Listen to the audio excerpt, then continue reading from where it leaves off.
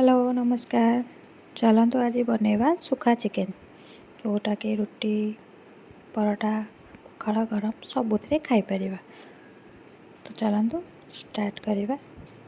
तमे किसी चिकेन नहीं जिबा धोईकी से लुण हल्दी पकईकी मिक्स करिकी ताकू 5-10 मिनट पे रेस्ट करनबा।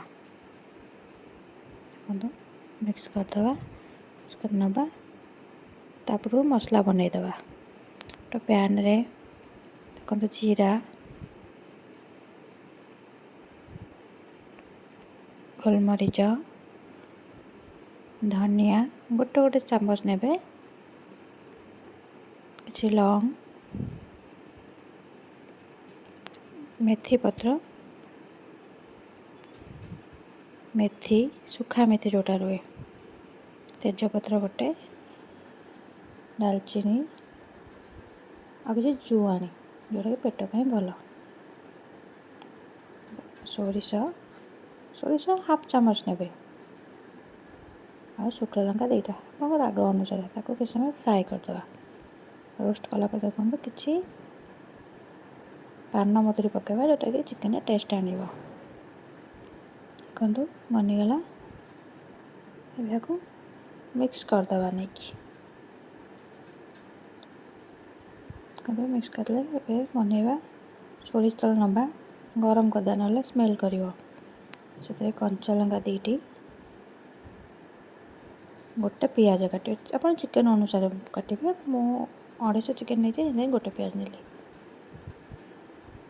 किसी भुर्संग पत्र फ्राए करदे हाँ टिके लुण पकईदे जोटा कि पियाज नरम हो हाँ चिकेन लुण पकई तो सहीटा कि मन रखिए केते कौन पकाउछन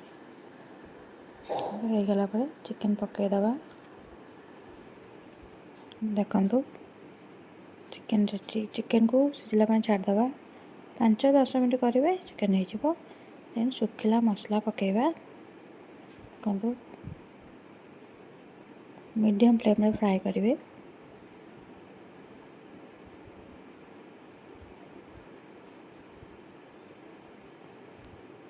तापर किसी पानी देदबा अल्प हाफ कप का मसला सिझिकी चिकेन भी भल लगे पूरा सुखा करवा। देखो आ 5 मिनट गला रेडी हो गला तापर गरम मसला आप पकई पारे। देखो रेडी हो गला आम सुखा चिकेन। Thank you.